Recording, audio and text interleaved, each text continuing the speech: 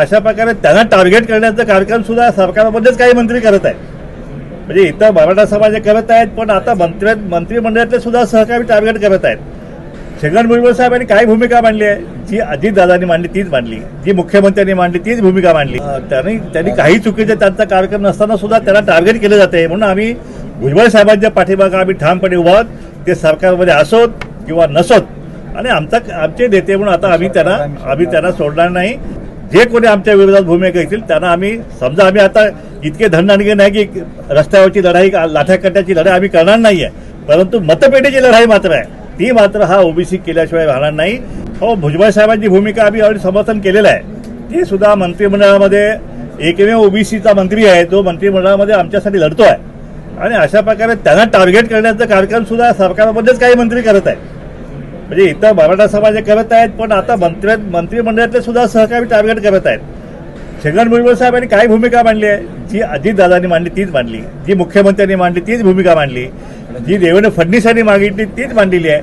सगळ्या पक्षाच्या नेत्यांनी जी भूमिका मांडली तीच भूमिका जी आहे छगन भुजबळ साहेबांनी मांडली. पण त्या छगन भुजबळ साहेबांना टार्गेट करा असं काय विषय मला समजत नाही. मंडळ आयोगच्या वेळी पण त्यांना टार्गेट केलं होतं, त्यांनी त्यावेळी शिवसेना सोडली होती. मग आता देखील महायुती सोडतील असं तुम्हाला वाटतंय? भुजबळ साहेबांनी तेव्हापासून ज्यावेळी मंडळ आयोगाच्या शिफारशी महाराष्ट्रामध्ये लागू करण्यासाठी काही त्या काळामध्ये काही पक्षांनी विरोध केला होता आणि त्याच्या निषेधार्थ म्हणून भुजबळ साहेबांनी त्यावेळी पक्षत्याग सुद्धा केला होता या ओबीसीसाठी. आणि अशा प्रकारे अनेक वर्षानुवर्षे अगदी भातावर पण आले तरी सुद्धा ते ओबीसीची बाजू लढत आहेत. तर त्यांनी काही चुकीचे त्यांचा कार्यक्रम नसताना सुद्धा त्यांना टार्गेट केलं जाते. म्हणून आम्ही भुजबळ साहेबांच्या पाठीमागे आम्ही ठामपणे उभा आहोत, ते सरकारमध्ये असोत किंवा नसोत. आणि आमचे नेते म्हणून आता आम्ही त्यांना सोडणार नाही. आणि जे कोणी आमच्या विरोधात भूमिका घेतील त्यांना आम्ही समजा, आम्ही आता इतके धनदानगे नाही की रस्त्यावरची लढाई, लाठ्याकाठ्याची लढाई आम्ही करणार नाहीये, परंतु मतपेटीची लढाई मात्र आहे, ती मात्र हा ओबीसी केल्याशिवाय राहणार नाही.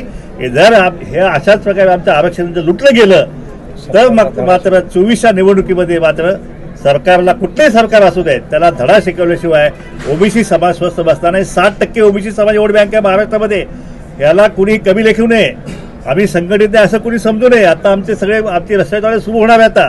आता आमच्या नोव्हेंबरमध्ये 2 मोठे मेळावे आम्ही लाखांचे मेळावे आम्ही घेत आहे.